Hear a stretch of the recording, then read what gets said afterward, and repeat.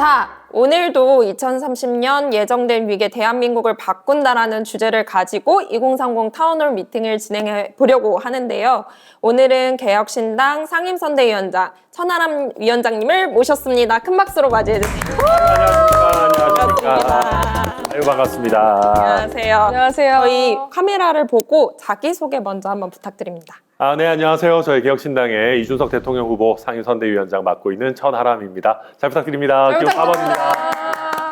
와, 저희 오늘 진행에 앞서서 모두 네. 저희가 닉네임을 사용하거든요. 오늘 일단 저희 닉네임 먼저 소개 좀 네, 해주세요. 소개해드릴게요. 저는 뉴에이즈의 박혜민이고요. 햄입니다. 햄. 예. 여의 햄. 네. 네. 네.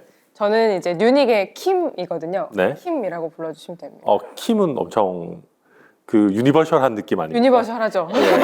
어쩔 수 없습니다. 제 알겠습니다. 좋습니다. 예. 예. 킴님이 아니고 킴입니다. 알겠습니다. 네. 저는 이름이 박진영이어서 어피티 박진영인데요. 네. JYP라고 불러주시면 알겠습니다. 네, 알겠습니다. 그럼 우리 위원장님은 저는 천바오로 하려고요. 천바오. 천바오. 네. 혹시 그 푸바오의 푸바? 그렇죠. 너무 제가 약간 체형도 좀 닮은 면이 있고 제가 햄버거를 또 굉장히 맛있게 좋아하세요. 먹는 그런 그 햄버거 게 이렇게 있어가지고. 사진 찍으신 거 봤거든요. 그래서 좀 귀여운 이미지로 조금 억지로 승부하고 어디에서 소구가 좀 되고 계신 편이세요? 개혁신당 지지. 지지층에서. 그게 뭐냐면 저희가 이제 지난번에 총선 개표 방송을 하는데 네. 이제 개표 방송이 좀 떨리잖아요. 떨리죠. 근데 이제 저는 막 햄버거 먹고 있고 이래가지고 사람들이 좀 천바오 같다 이렇게. 천바오. 네. 위원장님 조금 쑥스러우신 것 같은데 너무 쑥스럽네요. 있는 입으로 얘기하기 다소 저희가 많이 불러드리면 그러니까 익숙해지세요. 솔직히 어디서 소구되냐 이런 거 좀 굉장히 어려운 질문 아닙니까? 오늘 저희가 이야기할 주제가 2030의 다가올 2030년에 대한 어떤 정책 방향들이잖아요. 그래서 그 전에 저희 뉴닉과 뉴에이즈 어피티가 2030 표심의 정석이라는 리포트를 만들었어요. 예. 이걸 저희가 미리 전달드렸다고 알고 있는데 한번 보시고 어떠셨는지 아니 이건 빼면 안 되는 거였군요. 부셔버리는 그러니까 이게 가면 갈수록 정치도 좀 과학적으로 돼야 되는 게 저희가 약간 선입견을 가지고 2030은 이런 거 좋아하겠지. 막 등록금, 대학교 앞에 원룸 가격 뭐 이런 거밖에 관심 없겠지. 막 그런 단편적인 생각하시는 분들 많이 있거든요. 물론 저희는 그런 생각 원래 갖고 있지도 않았지만 보면 볼수록 사실은 살 날이 많이 남은 우리 젊은 세대들이 대한민국에 닥쳐오는 여러 복합 위기들에 대해 가지고 오히려 더 진지한 고민을 하고 더 어떻게 보면 실질적인 해결책을 탐구하는구나라는 생각이 더 많이 드는 것 같고요. 그게 그냥 단편적인 그냥 선입견이나 그냥 추측이 아니고 구체적인 스토리나 데이터들이 나와 주기 때문에 저는 훨씬 정치인들이 정치를 하는데도 필요하지 않나 생각합니다. 사실 저의 이 준비 의도를 읽지 않았습니까? 네, 아주 정확하게 네, 저희 네. 또 이 타운홀 미팅의 미팅 규칙이 데이터로 말한다 이거든요. 그래서 이 표심의 정석의 의도를 아주 정확히 잘 파악을 해주신 것 같습니다. 그래서 사실 정치권에서 청년 너무 대상화하고 투박하게 많이 보다 보니까 2030은 사실 이렇게 우선순위를 설정한 문제 해결하길 바래라는 이야기를 좀 담고 싶었는데요. 오늘 저희가 저출생 고령화 먼저 첫 번째 키워드로 넘어가서 이야기를 해보고 싶습니다. 그 전에 제가 네. 거의 이제 죄송합니다. 애착. 저희 아직 지지율도 충분하지 않아서 일단 들어오는 거를 좀 내보내기 시작.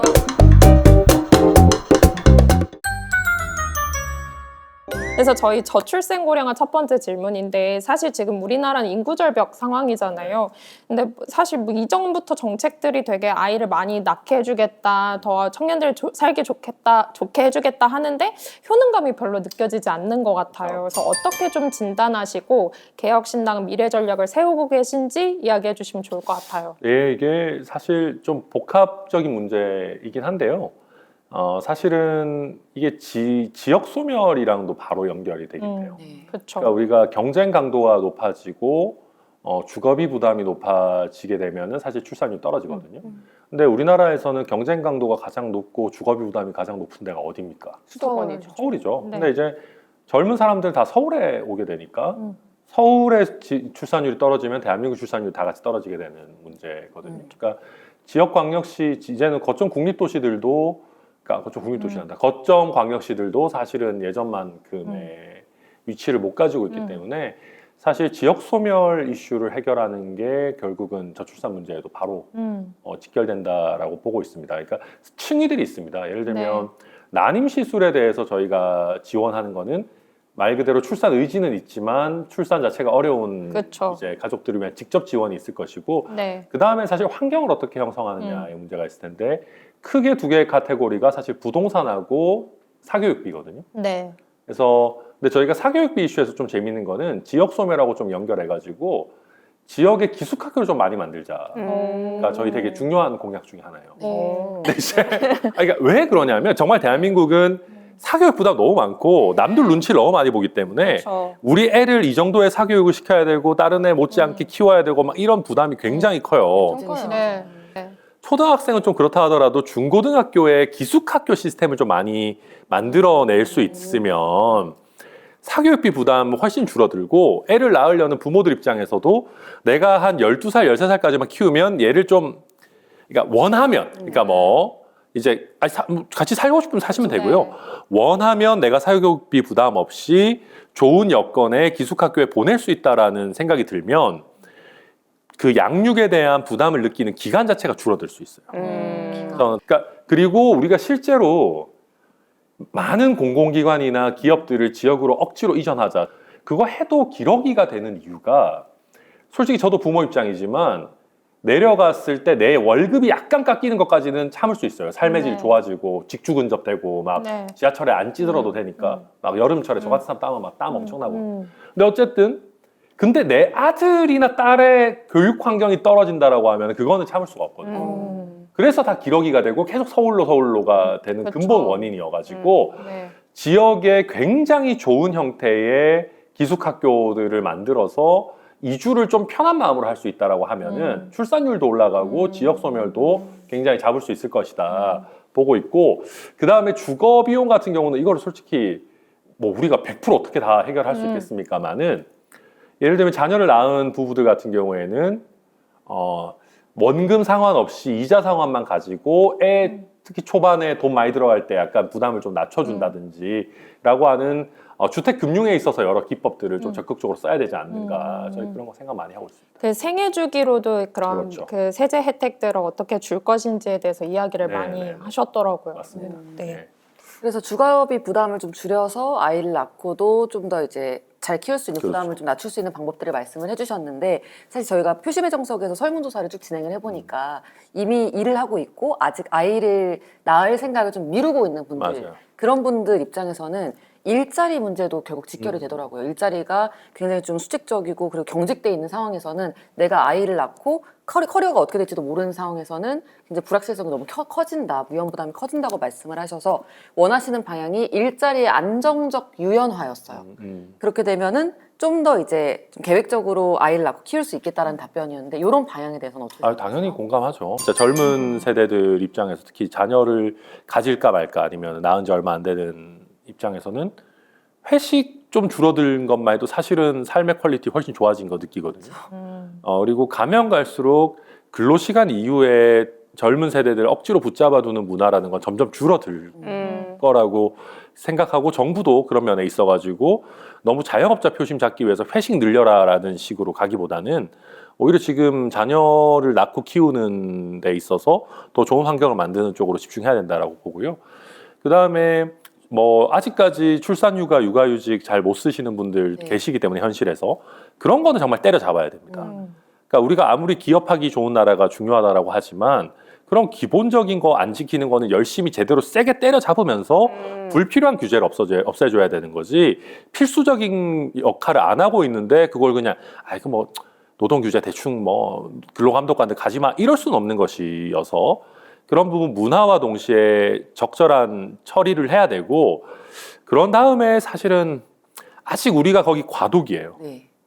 이게 젊은 세대는 이제 약간 이렇게 점프 하면서 커리어 높여가는 게 조금 익숙해진 분야들도 있는데 아직은 조금 애매한 부분들도 있어가지고 그런 거를 어떻게 정말 플렉 세큐리티를 잘 만들어낼 수 있을지 그리고 중간중간에 재교육도 어떻게 하면 우리가 좀 체계화할 수 있을지 그거는 고도화가 좀 더 돼야 되는 부분인 건 맞습니다. 근데 육아휴직을 마음껏 쓰기 어려운 그런 환경이 기업의 책임도 있는데 네. 그 기업들이 때려잡는다고 했을 때 문도 들고 쫓아다닐 수는 없잖아요. 어떻게 때려잡을 수 있는지가 첫 번째로 궁금하고요. 네. 그리고 육아휴직이 발생하면 기업 입장에서도 좀 난감한 게 그 공백 자리를 또 채워줘야 된단 말이죠. 물론 대체 근무자를 요즘 채용을 그렇죠. 하게끔 돼 있고 지원도 많이 있지만 그 현장에 남아가지고 일해야 되는 남아있는 직원분들 입장에서 맞아요. 할 일이 너무 많아진다. 기업들이 충분히 안 뽑아진다라는 어떤 원성들도 있고요.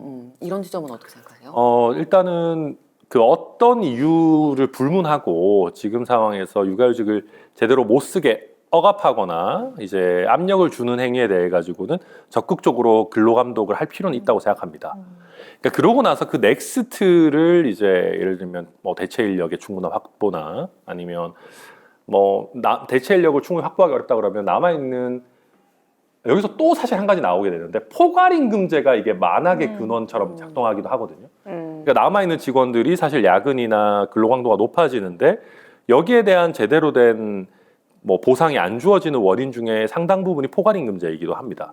그래서 이런 부분들도 저희 적극적으로 포괄임금제를 지금처럼 약간 악용하지 못하도록 남아있는 직원들이 육아휴직으로 인해서 솔직히 야근이 늘어나면 최소한 거기에 대한 대가는 받을 수 있도록 하는 부분들도 같이 좀 고려가 돼야 되지 않을까 봅니다.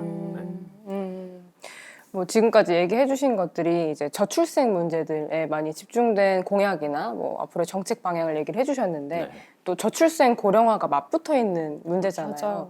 근데 제가 얼마 전에 이제 그 다큐멘터리를 하나 봤는데 일본에서 얼마나 그 초고령화 사회에 대한 시스템과 커뮤니티를 잘 갖춰놨는지를 봤는데 너무 충격인 거예요. 부럽고요. 고독사를 방지하기 위해서 막 진짜 마을이 함께 움직이고 같이 살 수 있는 주거 단지가 마련이 돼 있고 뭐 문화도 너무 다르고 그런 걸 보면서 전 부러웠거든요. 아마 많이 부러우실 것 같은데. 근데 이게 이제 아무리 저출생 문제가 해결이 된다고 하더라도 초고령화 사회에 대한 대비책도 우리가 있어야 되지 않겠는가. 관련해서 개혁신당에 또 전략 같은 게 있다면. 사실 저는 부러울 일인지는 잘 모르겠습니다. 그래요. 그러니까 일본이 어떻게 보면 그런 문제를 좀 먼저 겪으면서 이미 일정 부분 대비를 하고 있긴 한 거죠. 근데 우리도 사실 그런 부분들을 좀 신경을 쓰기 써야 될 것 같은 게 지금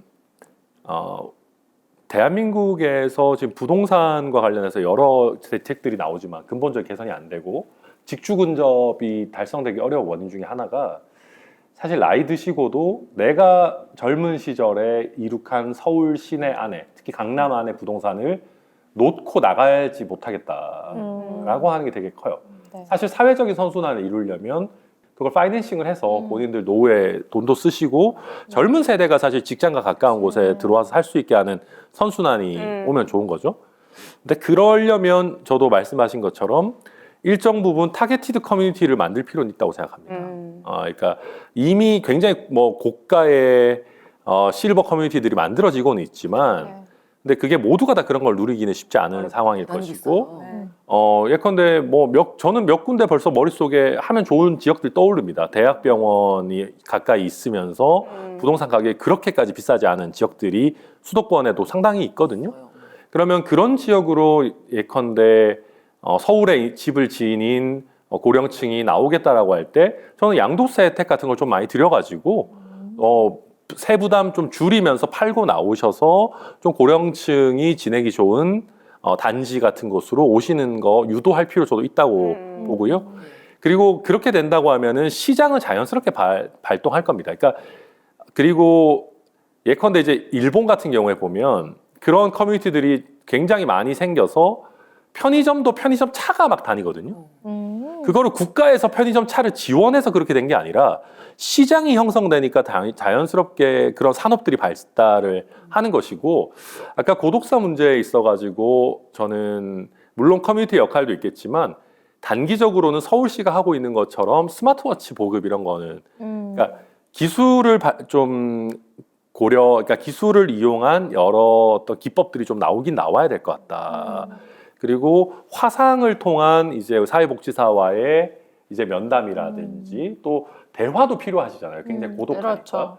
좀 그런 부분들을 찾아다니는 오프라인 형태도 물론 당연히 해야 되겠지만 요즘 시니어 분들은 온라인에도 굉장히 익숙하신 분들도 많기 때문에 많아지셨죠. 저는 그런 부분들도 충분히 좀 우리가 잘 기술적으로 구현해야 되지 않겠나 생각합니다. 개혁신당의 세계관 중에 되게 핵심이 저는 공약을 보면서 느꼈던 게 어떻게 운영하게 할 것이냐, 효과적으로 할 것이냐, 맞아요. 그리고 그거를 세금이라고 하는 부분을 어떻게 잘 활용할 것이냐 이런 부분들이 다 이제 통합되어 있다고 느꼈는데요. 저희가 국민 한 사람 한 사람이 지금보다 더 나은 역량을 발휘할 수 있도록 하는 게 굉장히 중요합니다. 네. 네, 그거를 위해서 저희는 교육 저희가 수학 교육 국가 책임제 뭐 No Child Left Behind 이런 얘기 하지만 그게 단순히 아이들 내지는 초등학생, 중학생, 고등학생에 국한된 게 아니라 성인의 영역에서도 저희가 국민 한 사람 한 사람의 잠재력을 어떻게 하면 더 끌어올릴 것인가. 것인지 행정부가 슬림화되고 좀 더 효과적으로 개편이 된다고 하면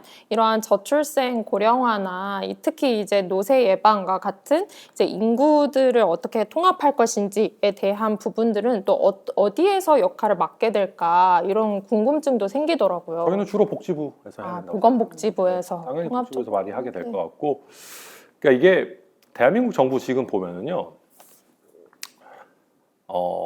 너무 부처별 칸막이가 있고요.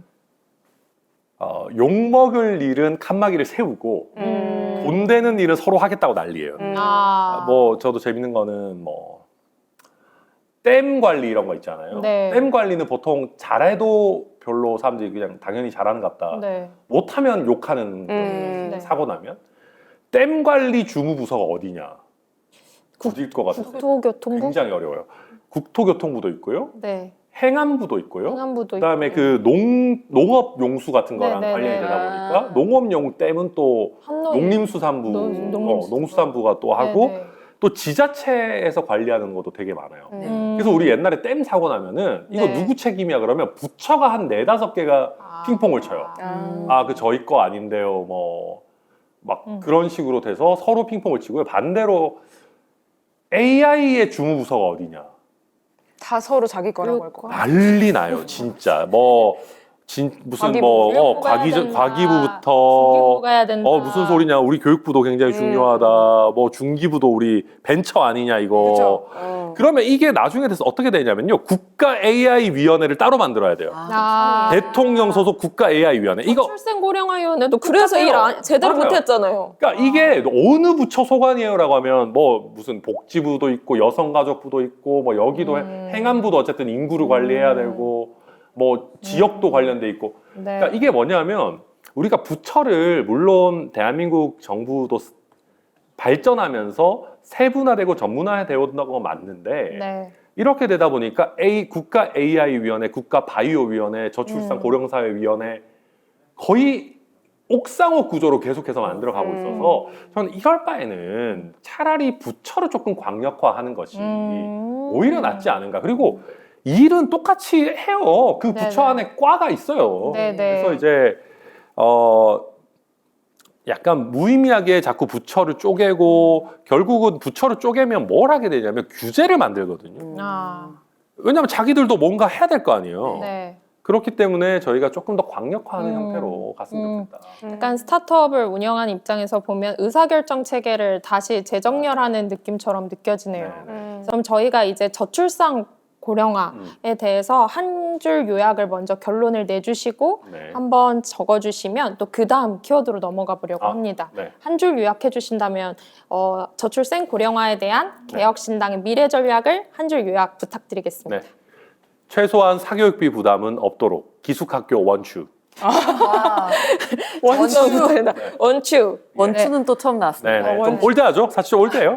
하지만 캐치해요. 이거 뭐 맞아요. 쓰면 돼요? 네, 작성해 주시면 됩니다.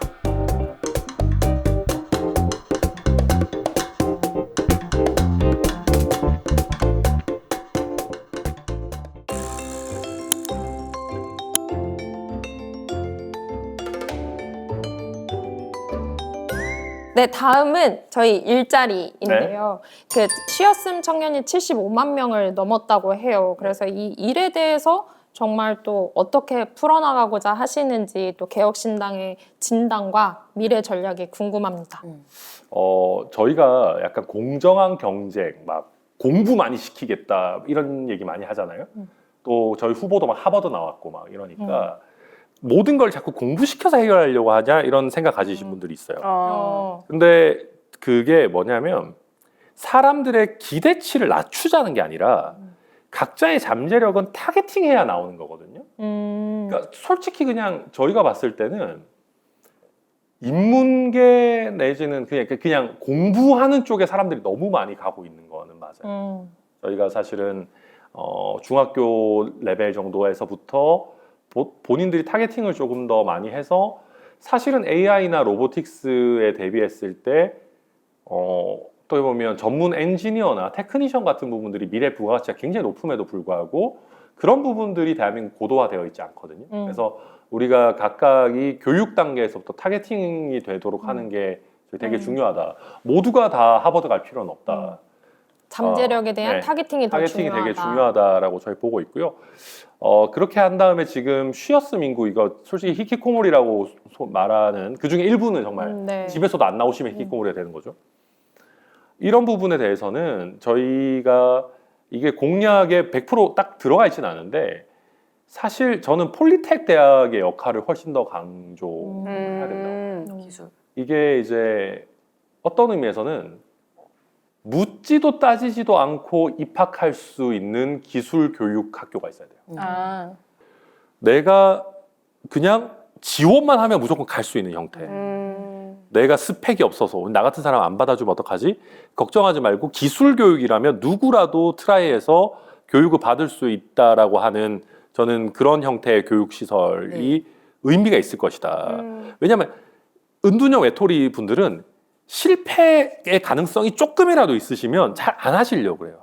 두렵기 때문에. 그래서 그런 문턱을 낮춰드리는 것이 굉장히 중요할 것이다라고 생각하고요.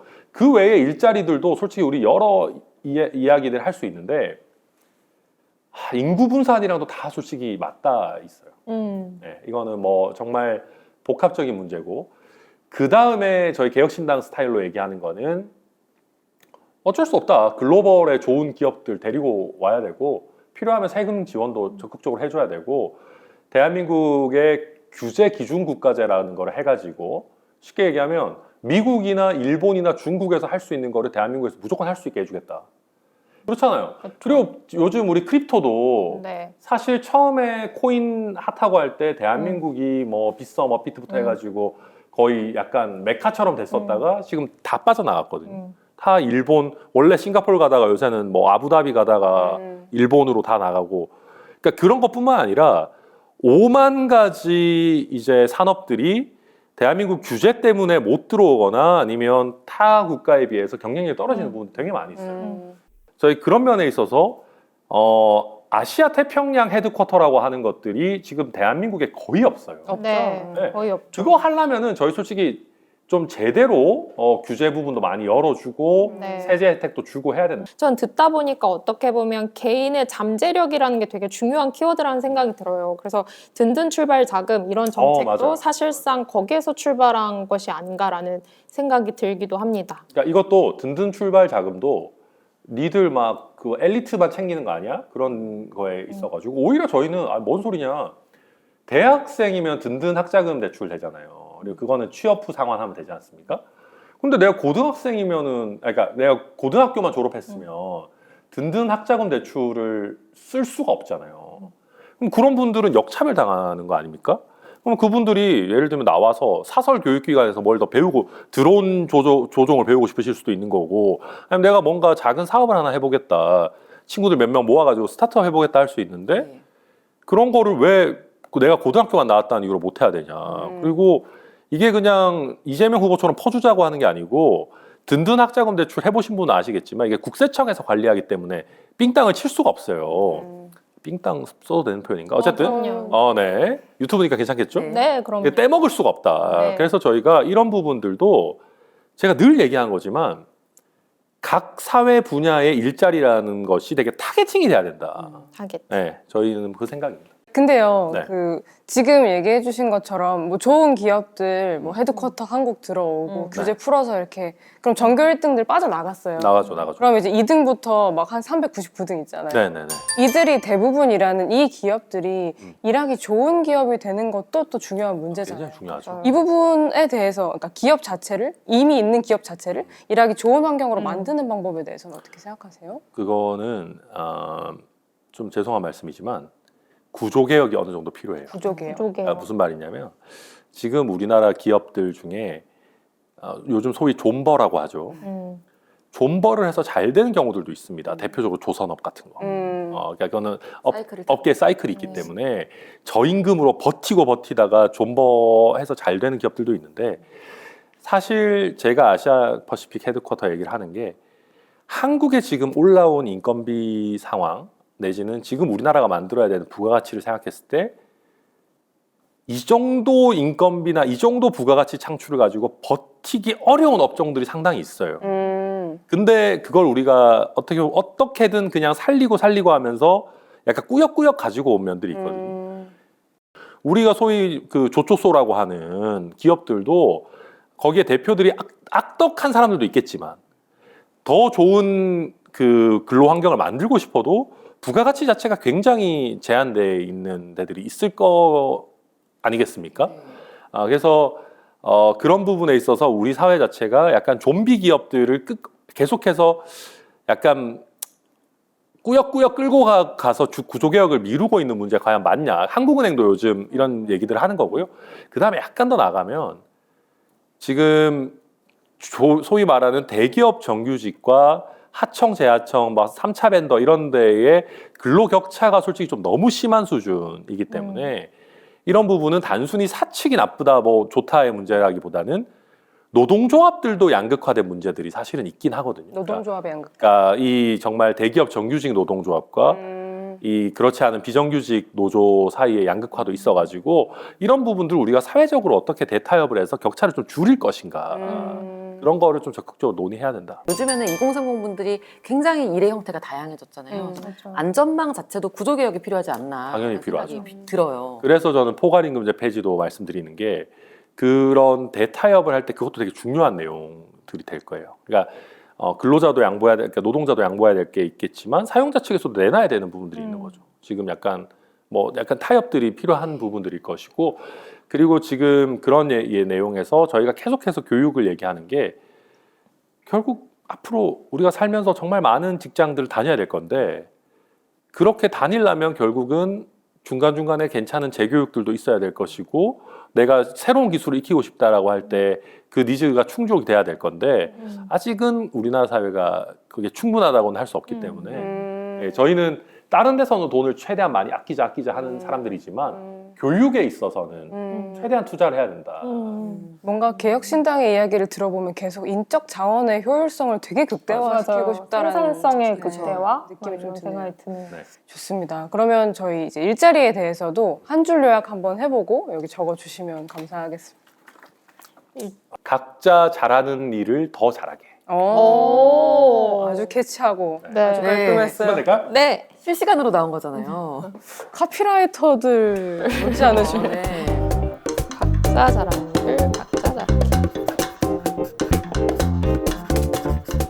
네, 세 번째는 또 지방 소멸인데요. 또 천하람 위원장님이 순천에서 올라오시기도 했으니까 많이 고민해 보신 주제일 것 같기도 한데 지방 분권 전략을 어떻게 좀 가장 효과적인 방향으로서 제시하고 계신지 사실 다 얘기하잖아요. 수도권 과밀화 문제 해결해야 된다, 지방 분권 해야 된다 얘기하는데 개혁신당의 전략 궁금합니다. 저희는 자율성과 책임을 동시에 좀 부여하자. 자율성과 책임을 굉장히 그치. 스타트업스러워요. 그렇네요. 네네. 그러니까 저도 이제 제가 전남 순천이 제 정치적 고향인데 지방 의원 없애자라는 얘기 진짜 많이 하시잖아요. 많은 분들이 하시잖아요. 맞아요. 그러니까 정치 뭐 뉴에이지에서 들으면 이제 막 문 닫아야 돼요. 진짜 중요하거든요. 피꿔서 할 만한 얘기인데 일반 국민들은 진짜 그런 얘기 하시는데 왜 그렇게 생각하실까? 실질적인 결정 권한이 거의 없기 때문입니다. 그러니까 있죠. 물론 해요. 많은 좋은 일들 하시고 조례도 맞아요. 만드시고 뭐 제가 뉴에이즈 대표님 앞에서 뭐 이걸 할 필요는 없지만 근데 많은 분들이 그냥 민원 처리 좀 하시는 거 맞아요. 아니야? 근데 반대로 지방원분들도 무력감을 느끼시죠. 그렇죠. 그러니까 근데 큰 틀에서 우리가 결정할 수 있는 게 뭐가 있지? 라고 하는데 그래서 저희가 이번에 말씀드리고 싶은 게 법인세와 최저임금을 지역에서 결정하면 어떻겠냐라는 얘기를 던진 거예요. 근데 이제 그렇게 하면 많은 분들이 특히 최저임금 같은 경우에 깎기만 하는 거 아니냐. 그러니까요. 어디 가면 덜 받는 거 아니야? 네. 맞아요. 그러니까 그러면 리스크가 있는 거 아니냐라고 하는데 저희는 사실 이거 준비하면서 어떤 걸 걱정을 했냐면 뭐 특정 당은 꼭 그렇다는 건 아니지만 예를 들면 민주당이 집권하는 데 같으면 너무 올려서 문제되지 않을까. 거꾸로. 네, 왜냐하면 민주당이 지금 지방의회 다수인 데들도 꽤 되니까. 근데 저희가 토론하면서 그런 얘기 한 거예요. 그렇게 해도 좋다. 뭔 말이냐면 그러면 법인세와 최저임금을 어떤 형태로 적절하게 조합을 만드느냐가 그 지역의 전략을 보여주는 거죠. 그 지역에서 자율성을 가지고 지역의 일자리 상황, 기업 유치 상황에 맞게 결정도 하고 책임도 져라. 그렇게 해서 예컨대 지역에서는 우리 최저임금 너무 높이면 뭐 사실은 농업에 종사할 분들 우리 쉽게 좀 어려운 면이 있는데 왜 이렇게 해놨어? 그러면 그거에 대해서 심판도 받고 반대로 최저임금 너무 낮춰가지고 야 좋은 인재들 다 서울로 빠져나가더라 어떻게 할 거야? 그러면 좀 심판도 받고 그거를 해봤으면 좋겠다라고 하는 게 저희 기본적인 생각이고요. 약간 한국적이지 않아요, 이 공약은. 네. 왜냐하면 한국적인 공약은 얼마로 딱 올리겠습니다. 네. 뭐 뭘 딱 해서 뭐 연만계. 기대 효과가 뭐 얼마 이런 건데 사실은 우리가 여의도에서 지금까지 모든 걸 그렇게 결정해 왔기 때문에 네. 지역에서 큰 결정들을 해본 일이 없는 것 아닌가. 더 나아가서는 저는 또 약간 제가 약간 도지사 관점으로 세상을 보려고 하기 때문에 도지사가 뭐 기업을 유치하려고 할 때 할 수 있는 게 없어요. 뭐 예를 들면 제가 전남도지사다 그럼 나가서 뭐 할 수 있는 게 기껏해야 뭐 산업단지 좀 싸게 드릴게요. 지방세 좀 깎아드리게 지방세 얼마 안 되거든요 우리나라에. 네. 그러다 보니까 단체장들이 기업을 만나서 그런 얘기를 할 수 있는 거예요. 법인세를 약간 낮춰줄게. 다만 우리 지역은 뭐 이렇게 이런 정도의 노동 환경은 지금 가고 있어. 아니면 뭐 우리는 정말 굉장히 뭐 할 테니까 법인세 확 깎아줄 테니까 뭐 들어와서 뭐 해라. 아니면 뉴욕 같은 경우면 뭐 서울 같으면 우리 법인세 더 높게 할게. 서울은 그 정도 메리트 있으니까 너희 와서 돈 좀 많이 내면서 해. 그러니까 이런 거를 조금 해보자라는 게 저희의 기본 생각입니다. 그럼 보통은 이제 지방분권 문제를 해결할 때 거점화하거나 이렇게 권역별 문제 해결을 좀 상상한다면 17개 시도가 각자의 잠재력을 발휘할 수 있게끔 네. 경쟁 환경을 좀 깔아주자.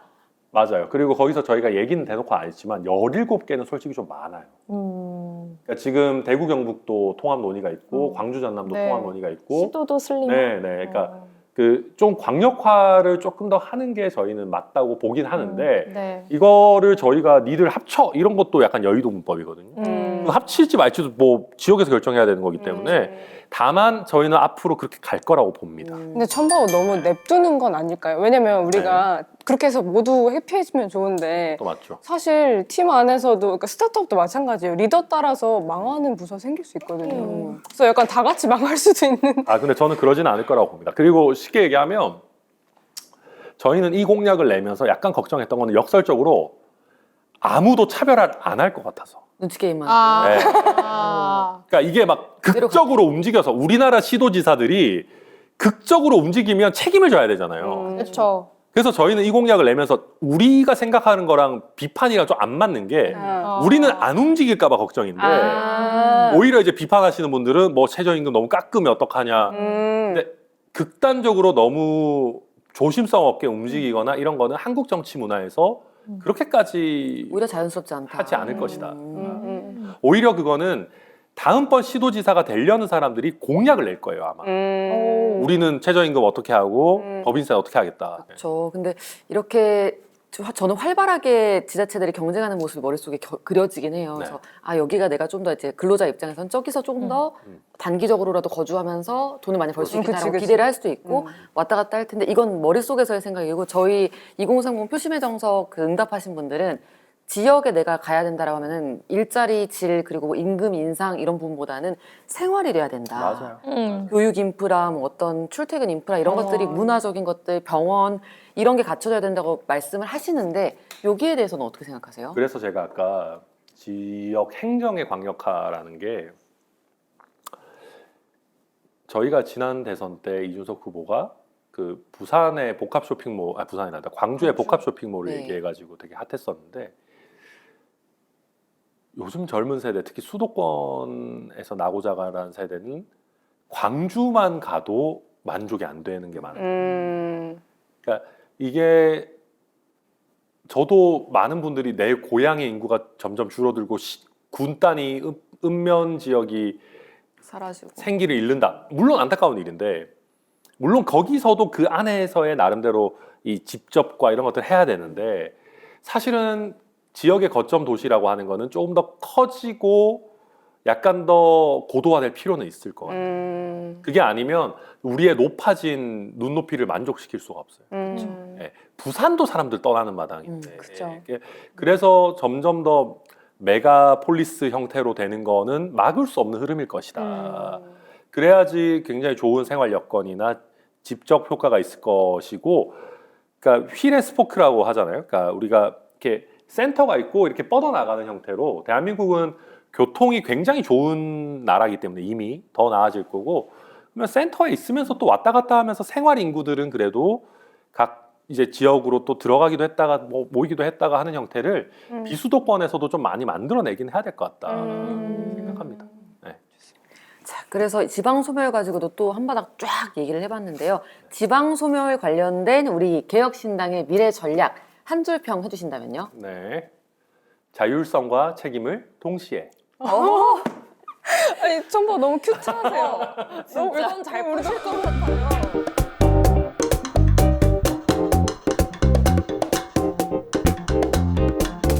저희 이제는 드디어 네 번째 네네네. 주거인데요. 어. 네, 사실 2030 주거가 굉장히 불안정해졌잖아요. 지금 뭐 전세 사기 피해자의 70%가 2030 세대다라고도 하는데 사실 저는 개혁신당 정책을 보고 좀 매매 중심이다라는 생각을 하긴 했거든요. 근데 매매 역시도 중요하기 때문에 그 정책도 좀 소개를 해주시고 네. 전월세 이 부분에 대해서도 좀 속 시원한 미래 전략을 얘기해 주시면 좋을 것 같아요. 우선 그렇고 전월세는 사실 되게 어려운 문제예요.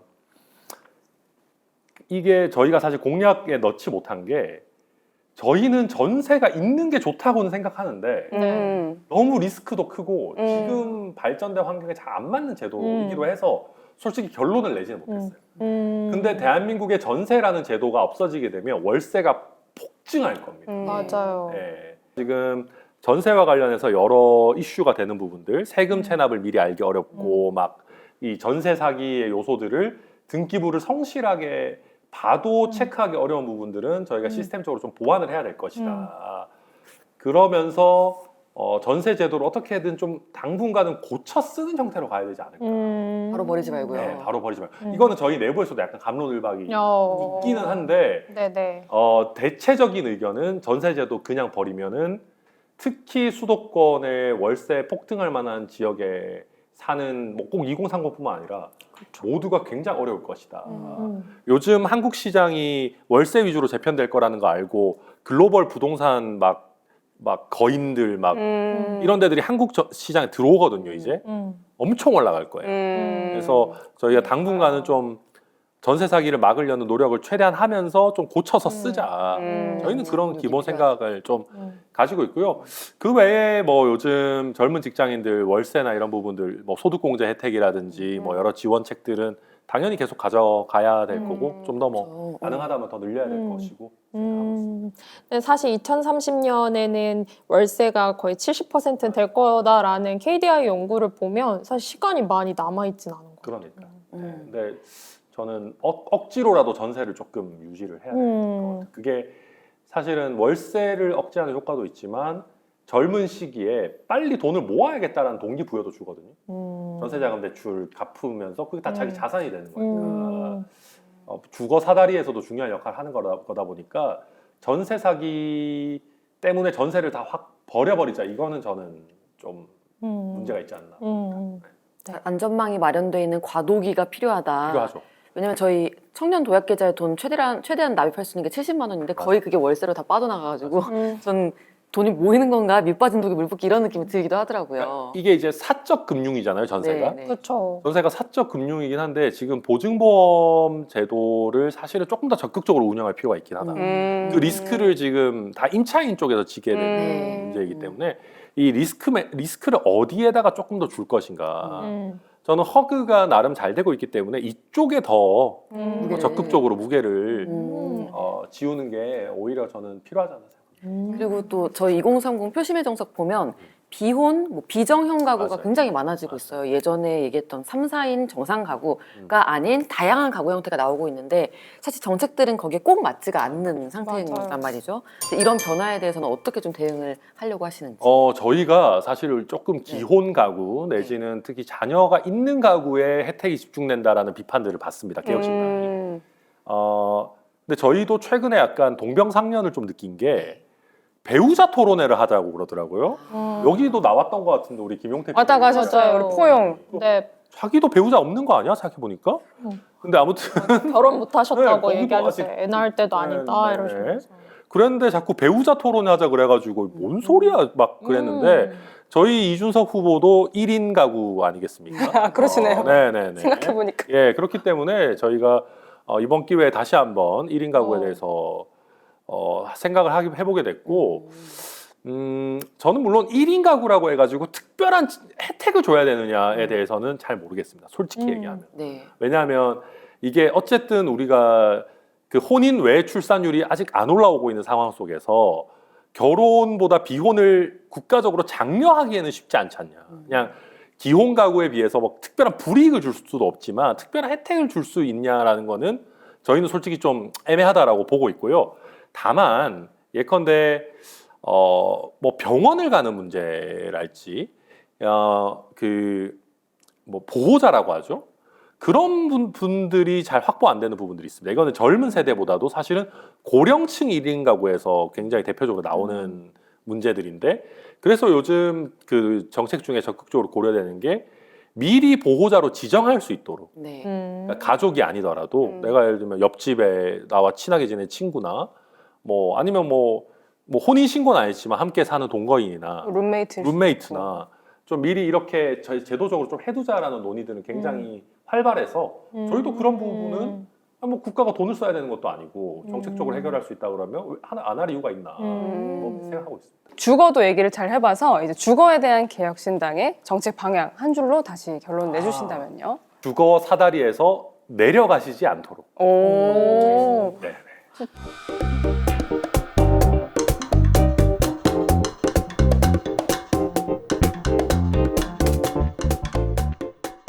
5번째는 저희 국민연금 또 할 얘기가 너무 많잖아요.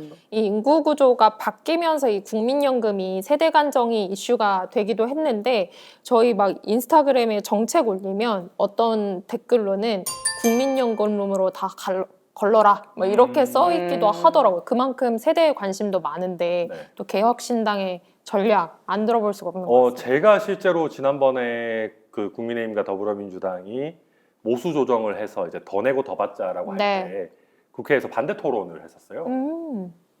그러면서 제가 했던 얘기가 부모 둘이 합의를 했다라고 해가지고 자녀의 저금통을 털어 쓰는 거가 정당화될 수는 없다. 저희 애가 10살인데 저희 애 의견을 누가 물어봤냐 그런 얘기하고 있거든요. 네. 그러니까 이게 고갈이 안 되면 좋은데 네. 고갈이 됩니다. 네. 고갈이 되고 1970년도에 몇 명이 태어났는지 혹시 아십니까? 70년도에 네. 베이비 부모 세대인가요? 베이비부모 세대죠. 100만 명 됐나요? 정확합니다. 100만 명이. 오, 역시 잘한다. 어피티. 잘한다. 제가 86년생인데 저희 때 70만 명 정도였을 거예요. 아. 네. 지금 저희 애가 16년생인데 40만 명 정도 됐고요. 진짜 지금 2024년이 23만 명 정도 되잖아요. 그러니까 이렇게 뚝뚝 떨어지거든요. 네. 그러면 23만 명이 태어난 세대가 70만 명이 태어난 세대를 부양할 수가 있을까? 사실 불가능의 영역이거든요. 어깨 부러져. 네, 불가능의 영역이어서 이게 지금 더 내고 더 받자라는 얘기는 고갈 시점은 약간 더 뒤로 나가지만 고갈되고 나면 더 받자 부분을 줘야 되기 때문에 그때의 세대에게는 엄청난 부담이 되는 그렇죠. 좀 어, 다가올 충격인 거든요. 거죠. 그래서 지금 저희가 사실은 그런 얘기를 하면서 야 이거는 좀 지속 가능하지 않지 않냐? 그 저희 애 자꾸 얘기하게 되는데 그 저희 애가 한 40살 정도 되면 고갈되는 것 같더라고요. 약간 약간 왔다 갔다 하지만 한창 경제생활 예, 할 때. 예. 그러면 그때 얼마를 대충 국민연금에 내야 되냐고 지금 추계를 해놓은 거 보면 35.7% 정도를 내야 돼요. 소득이에요. 소득의 35.7% 내야 되고 건보도 지금 계속 적자 이제 그렇죠. 쌓이기 때문에 건보 한 15% 내야 될 거라고 추산하고 있거든요. 그럼 소득의 50%를 국민연금하고 건보로 내면 소득세 내고 나면은 그렇죠. 생활 연봉이 차이가 네. 거의 2배나 되네요. 이거는 약간 말이 안 되는 거잖아요. 말이 안 되죠. 그러니까 그렇게 되면 사람들이 어떻게 될 거냐면 연금 못 내겠다는 거부 운동이 돼요. 그죠? 그러니까요. 거리로 나오지. 그래서 우리 세대도 뭐라 그러냐 하면 더 내고 더 받겠다라는 게 보기에는 좋지만 이게 우리 후속 세대가 감당 못 하겠다고 하고 들어 누워 버리면 그렇죠. 우리가 지금 낸 거 과연 받을 수 있냐라는 얘기가 나오는 게 사실 그 지점이거든요. 맞아요. 그래서 저희 개혁신당에서는 연금을 세대별로 좀 쪼개자. 구조개혁하자. 네. 그러니까 그거를 저희 그 KDI에서 구연금 신연금 분리 방안이라고 하는 거예요. 네. 그러니까 지금까지 국가에서 43% 보장해 드립니다라고 한 분들까지는 그렇게 가야 되지만 그 이후 세대에서는 낸 걸로 운용해서 그거 가지고 수익률 가지고 연금 수익률이 결정되도록 하자. 그러니까 그러면 많은 분들이 그래요. 야 그러면 개인연금하고 다를 게 뭐가 있냐. 그렇죠. 오, 그거 너무 궁금했어요. 그죠? 질문이 네, 그거잖아요. 네. 근데 근데 연금 계좌를 개인으로 하지 않고 5년 정도를 넣을 거예요. 예를 들면 우리 같으면 뭐 82년생부터 87년생까지를 비슷한 그게 태어난 세대로 네. 묶으면 네. 이런 말씀하면 좀 그런데 그 세대 안에서 먼저 돌아가시는 분이 나중에 있는 사람치를 내주는 거예요. 아, 그러니까 이게 개인의 연금이 아니고 그러니까 세대 개 같은 별 연대인 거죠. 개 같은 거죠. 세대에게. 그러니까 우리 세대에서, 하루 그러니까 일을 우리 동년배에서 네. 좀 잘 나가는 돈 잘 버는 애가 좀 더 많이 내서 좀 더 오래 사는 사람 보태주는 형태로 가자. 그걸 스웨덴에서도 그런 식으로 지금 약간 하고 있거든요. 왜냐하면 계단식으로 뚝뚝 떨어지니까 네. 뒷세대가 윗세대를 부양하는 게 불가능해진 거예요. 그래서 비슷한 연령 규모를 가지는 세대들별로 묶어가지고 운용을 해서 그 세대가 그러니까 그 세대에 잘난 놈, 못난 놈, 오래 사는 놈, 일찍 세대 가시는 안에서의 분에서의 연금 구조를 연대를 만들자. 근데 저는 그 재정 고갈 문제에 있어서 사실 베이비부머 세대가 제일 많은 연령이니까 이 노동 경제 참여 인구일 때 더 많이 기여할 수 있다면 이 재정 고갈 문제를 다르게 풀 수 있지 않을까 생각했는데 이 신연금 구연금을 분리하는 순간 적은 인원끼리 알아서 이렇게 되다 보니까 확정 기여형으로 딱 그냥 낸 만큼만 받게 되잖아요. 그렇죠. 낸 거 플러스 이제 대신에 운용 수익 그 다음에 그냥 그 세대의 수익률인 거죠. 그렇죠. 그러니까 예를 들면 그렇게 되면은 제가 이제 우리 세대에 같이 있는 분들한테 이제 술 담배를 권해서 무슨 이상한 소리고 잠깐 무슨 얘기를 잠깐 평균 하셨어요? 수명을 줄여버려서 개모임처럼 예예 네. 나는 오래 살아남고 뭐 약간 서바이벌도 아니고 너 되게 오래 산다. 눈치 주고. 아니 뭐 그렇게 하기보다는 지금 민주당에 계시는 분들은 아니 국가에서 지급을 보장하는 거라고 명시하면 되지 않느냐. 근데 좋은데 그러면 그 정말로 연금을 35% 내야 되는 세대에서 나 35% 못 내겠어. 그랬으면 그때 정부가 보장하면 되지.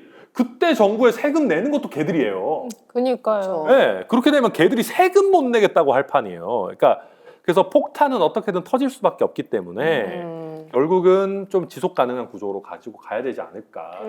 그리고 우리 2030 표심의 정석 응답자분들도 그런 방향, 그러니까 구조 개혁이 필요하다는 데는 굉장히 동의를 하세요. 지금까지 있었던 모수 개혁은 좀 아쉽다, 구조 개혁 필요하다고 하시는데 그럼에도 기금 분리하는 것뿐만이 아니라 이런 납부 사각지대를 해소하고 맞아요. 국민연금, 퇴직연금, 개인연금의 이 다층 체계를 재설계하는 게 필요하지 않을까 싶은데 여기에 대해서는 네. 정확한 말씀이시고 제가 선거철에 이런 얘기한 게 굉장히 위험한 얘기일 수 있는데 어머. 그 기초노령연금 부분이 우리가 선거 한 번 할 때마다 10만 원씩 올라갑니다. 그리고 수급자도 계속 확대돼 가지고 이제 소득 상위 70%까지 그러니까 올라가 있거든요. 네. 그 사실은 그거 받으시는 분들 중에도 아 나는 이런 거 안 줘도 되는데 이런 분들도 있어요. 이미 노후 대비가 잘 되어 계시는 분들도 있으시고 저는 대한민국이 정말 폐지 줍는 어르신들 많고 노령의 빈곤율이 높다라고 하는데 그러면 그게 70%가 할 게 아니고 확 줄여서 정말 폐지 줍는 분들 도와드려야 된다고 생각합니다. 네, 왜냐하면 그분들 세대에는 우리가 연금을 제대로 갖추지 못했기 때문에. 근데 노령 빈곤율이 우리 베이비 부머 세대, 그러니까 지금 이제 586 세대 정도로 넘어오면은 확 떨어집니다, 저희가. 왜냐하면 그분들은 연금도 나름 돼 있고 한국의 자산 급상승기의 혜택을 보실 수 있기 때문에. 그러면 지금 기초노령연금은 이분들은 연금이 없던 시대에 고생하셨던 어르신들이니까 어쩔 수 없다고 하더라도 연금이 도입되고 어느 정도 거기에 포괄될 수 있는 분들의 경우에는 노령연금도 좀 포섭을 해야죠. 네, 저는 그게 불가피할 거라고 봅니다. 이게 이준석 후보의 공식 의견 아니지만 뭐 제 생각입니다. 네. 우리 고령층도 사랑합니다. 사방이에요. 네. 네. 너무 좋습니다. 네. 네, 저희 국민연금에 대한 이야기도 너무 잘 들어봐서 국민연금에 대한 또 개혁신당의 전략을 한 줄로 요약해 주신다면요. 네. 네. 좋습니다. 폭탄 터지는 일만은 어떻게든 막겠습니다. 명쾌하네요. 4번으로 해야 되나? 막겠습니다.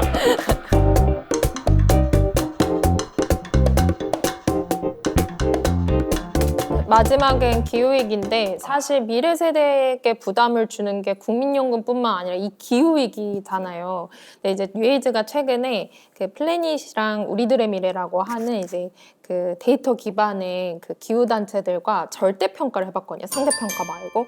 근데 개혁신당은 공약 없음. 저희가 뭐 기후위기 공약이 따로 많이는 없는 것 같습니다. 네, 그래서 오늘 이 자리에서 많이 들어봐야겠다. 사실 고민하시고 있는 정책적 그 공약이 없더라도 정책적 방향과 기조에 대해서는 충분히 설명해 주실 수 있지 않을까라는 좀 기대감이 있거든요. 사실 저희 같은 경우에는 최근에 TV 토론 과정에서도 나왔지만 어떤 이념을 앞세운 에너지 정책은 좀 지양하자는 생각을 가지고 있습니다. 예를 들면 원전이 뭐 무조건 좋다거나 반대로 뭐 재생에너지가 무조건 좋다거나 이런 거는 좀 지양하고 좀 적절한 에너지 믹스를 구성하자라고 생각을 하고 있고요. 다만 저희 같은 경우는 원전 산업이 대한민국에서 그러니까 대한민국이 원전 산업의 거의 세계 최고 수준이기 때문에 이걸 좀 잘 가져가자라는 생각은 기본적으로 가지고 있습니다. 원전 같은 경우는 아리백에 포함되지는 않지만 사실 뭐 카본 프리에는 포함이 되는 부분이기 때문에 저희가 원전 산업은 그래도 좀 잘 가져가야 되지 않을까 생각하고 있고 기후 부분을 충분히 고려하더라도 그 외에는 사실은 제가 아까 말씀드린 산업구조 조정이 이게 기후 공약이다라고 딱 얘기하기는 쉽진 않은데 네. 약간 너무 이제 지금까지 저렴한 전기요금, 낮은 인건비에 기대 가지고 굉장히 많은 전력과 오염물질을 배출하는 산업들이 대한민국에 앞으로 과연 지속 가능할 수 있겠느냐라는 부분들은 저희가 좀 고민을 하는 부분입니다. 그렇다고 지금 미국도 제조업 다시 돌아와서 리쇼어링 하자라고 하는 마당에 네. 오염물질 많이 배출하는 제조업 나가세요 이럴 수는 없죠. 지금 저희 일자리도 다 이게 연결되는 부분이니까. 다만 결국 그런 부분들에 있어 가지고는 한국 사회가 가지고 있는 오염물질 배출에 대한 기준 자체는 좀 더 엄격하게 할 필요가 있다. 네. 한국 필터 기술이 지난번에 우리 코로나 때 마스크에서도 보셨겠지만 세계 최고 수준이거든요. 그렇기 때문에 지금 그런 오염물질 배출을 제한하고 포집하고 이런 부분들에 있어가지고는 저희 적극적인 지원을 해야 되지 않을까 생각하고 있고요. 그다음에 저희 후보가 너무 풍력 발전이나 태양광에 대해 가지고 막 각을 세우다 보니까 그럼 재생에너지에 반대하는 거냐 그렇게 생각하시는 분들이 있는데 그렇지는 않습니다. 지금 전 세계적으로 태양광 발전 단가가 엄청 많이 떨어지고 있거든요. 저희는 싸면 쓰면 좋습니다. 싸면 저희는 되게 에너지 믹스는 되게 철저하게 시장주의적 원칙 실리적으로. 좀 가지고 실리적으로 그것도 좋은 표현이네. 시장주의 좀. 그래서 저희는 이념적보다는 실리적으로 가자는 거고 발전 단가 잘 나오면 안 할 이유가 없다. 다만 지금 얘기 자체는 데이터 센터나 AI처럼 전력을 많이 쓰는 산업에 있어서 태양광이나 풍력을 쓰자라는 얘기들이 자꾸 나오는데 근데 그건 좀 안 맞아요. 왜 그러냐면 기저전력 역할을 안정적으로 해주는 전력이 필요하거든요. 근데 풍력은 바람이 너무 세게 불어도 안 되고 너무 약하게 불어도 안 되고 태양광도 날씨에 영향을 많이 받잖아요. 그래서 ESS를 붙이자라는 얘기를 하는데 ESS를 붙여버리면 발전 단가가 확 올라가요. 아직 ESS가 좀 비싸가지고. 그래서 이재명 후보는 ESS 가격이 많이 떨어질 거다라고 하는데 그때 가서 쓰면 됩니다. 저희는 뭐 싼데도 안 쓰겠다 이런 생각은 아니고 이 약간 디테일한 건데 말씀드리면 태양광 풍력으로 하다가 예를 들면 날씨가 안 좋아져서 발전이 잘 안 되면 원전은 가동량을 늘리거나 줄이는데 시간이 꽤 걸려요. 그러면 뭘 해야 되냐면은 가스랑 석탄을 더 써야 되는데 가스 석탄은 빠르게 돌릴 수 있거든요. 네. 근데 가스 석탄을 빠르게 돌리게 되면은 오히려 사실 우리가 하려고 하는 뭐 탈탄소 이런 거랑 안 맞죠. 안 맞게 될 수 있어요. 그래서 저희가 얘기하는 거는 기저전력으로 원자력은 안정적으로 가져가면서 그렇다고 저희가 미친놈들도 아니고 표현이 아니죠. 그렇다고 저희가 정신 나간 것도 아니고 원전 100% 하자 이런 소리 안 하거든요. 그러니까 요 기저를 잘 만들어 놓고 그 위에 발전 단가를 고려하면서 뭐 태양광이든 풍력이든 이런 걸 좀 잘 실리적으로 쌓자. 그게 저희 기본적인 생각입니다. 근데 이제 기후 위기를 뭐 예방하는 차원이 아니라 이미 막 현실이 됐기 때문에 그렇죠. 그 재난에 대한 대응이나 뭐 이런 인프라가 너무 중요하다는 생각이 들어서 이에 대한 생각은 어떠신가요? 그게 생활의 질을 70% 80% 정도 수준까지 끌어올릴 수 있도록 피해 보상 기금을 저는 기금. 세게 많이 만들어야 돼요. 그러니까 예를 들면 기후로 인한 피해가 갈수록 커질 거예요. 이번에 우리 뭐 동해안권 경북 쪽에 대형 산불도 보면은 맞아요. 이게 산불이 이렇게까지 크게 날 일인가? 이게 갈수록 더 이런 일들이 심해지지 않을까? 뭐 저지대 침수 문제라든지, 네, 맞아요. 뭐 집중호우에 대한 피해라든지 이게 저희가 이제 그 피해 보상 기준들을 보면은 되게 과거의 기준으로 되어 있어요. 막 집 전소돼도 막 3,500만 원, 막 4,500만 원. 그러니까 이게 좀 말이 안 되지 않습니까? 그러니까 그러다 보니까 그런 부분에 대해 가지고 기후에 대해서 내가 사실 잘못했다기보다 우리 국가 단위 뭐 아니면 더 넓게는 지구 단위에 있어 가지고 인류의 어떤 여러 에너지 소비 등등에 의해서 생긴 피해에 대해 가지고는 좀 적극적으로 보상해 주는 것이 필요하다.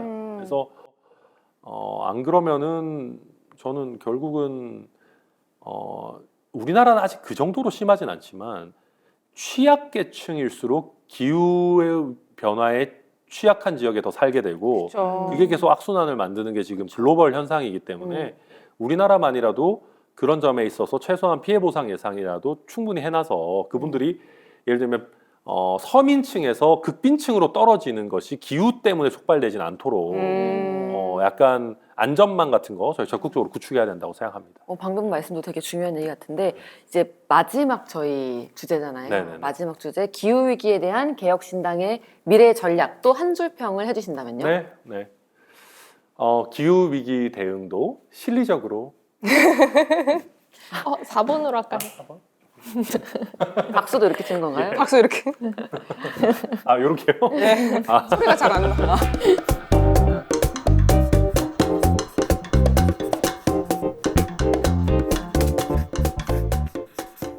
마지막 질문 진행님 주시죠. 지금 이 자리에 2030에 100만 명이 있다고 생각을 해볼게요. 사실 우리 구독자는 거의 240만 명이 넘어요. 그렇죠. 네. 한 주씩만 행사해도 사실 이번 대선 어쨌든 100만 명의 2030이 있다라고 쳤을 때 이분들께 딱 하나의 약속을 할 수 있다면 어떤 걸 약속하고 싶으신가요? 대선 상대방을 감옥 가는 데 쓰는 에너지보다 대한민국 과학 기술을 발전시키는 데 더 큰 에너지를 쓰겠습니다. 저는 요즘 보면 약간 데자뷰를 느끼거든요. 2017년도에 박근혜 탄핵 이후에 한국 정치에 근본적인 변화가 있을 것 같은 느낌이 들었는데 그 골든타임에 사실 적폐청산하고 상대방을 감옥 보내는 데 에너지를 쓰면서 대한민국에 특별히 뭐가 바뀌었는지 잘 모르겠고 그때 변화가 나은 거라고는 윤석열밖에 없었어요. 그때 칼을 잘 휘두르는 사람이 스타가 되면서 윤석열이라는 걸 나왔고 저는 그때 그 역량으로 윤석열 정부도 나왔고 비상경과 탄핵도 나왔다고 생각하거든요.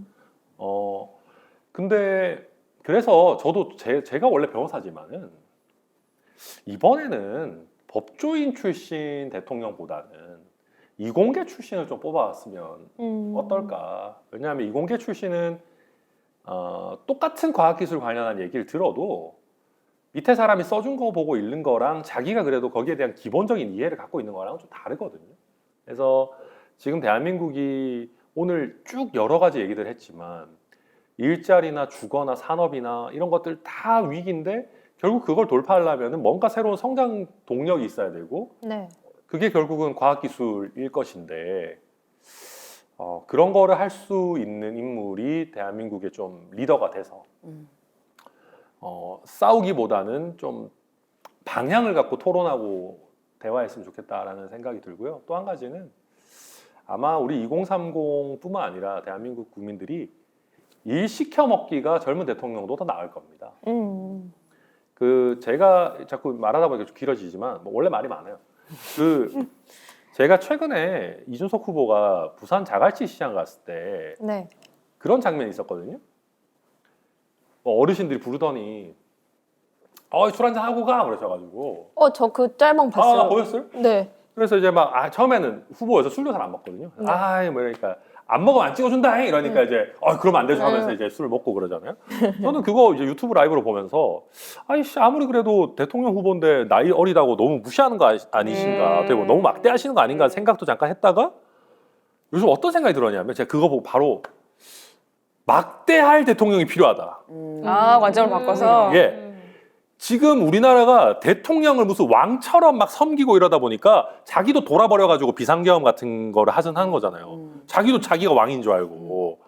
근데 예를 들면 젊은 대통령이면은 20, 30대에서 봤을 때도 60대나 70대보다 사실 일단 좀 대하기도 편하고 그리고 이준석이 갑자기 돌아버려가지고 비상계엄을 하고 막 내가 왕이다 이러지는 않을 거 아니에요. 그러니까 어쩌면 우리가 이 비상계엄과 대한민국 대통령의 상이라고 하는 거를 확 한번 바꾸기 위해서는 뭔가 일 시켜 먹기 좋게 생긴 젊은 대통령의 출연도 괜찮은 거 아닌가 생각합니다. 그래서 여러분들도 누군가가 당신이 너무 젊기 때문에 이런 자리에 갈 수 없다라고 할 때 뭔 정신 나간 소리냐 하셨던 것처럼 누군가가 이준석이 너무 젊기 때문에 대통령이 될 수 없다라고 하신다면은 여러분들께서 여러분의 부모 세대를 꼭 좀 잘 설득해 주시기를 부탁드리겠습니다. 네. 네, 저희 이렇게 6가지 키워드에 대한 개혁신당의 미래 전략 쭉 들어봤는데요. 어떻게 보면 타겟팅된 잠재력 그리고 성장 가능성 그걸 위한 효율성 이런 이야기들을 좀 큰 세계관으로 이야기를 해주셨던 것 같습니다. 오늘 긴 시간 또 아주 재밌게 이야기해주신 천바호 천하람 개혁신당 상임선대위원장님에게 큰 박수 부탁드립니다. 감사합니다.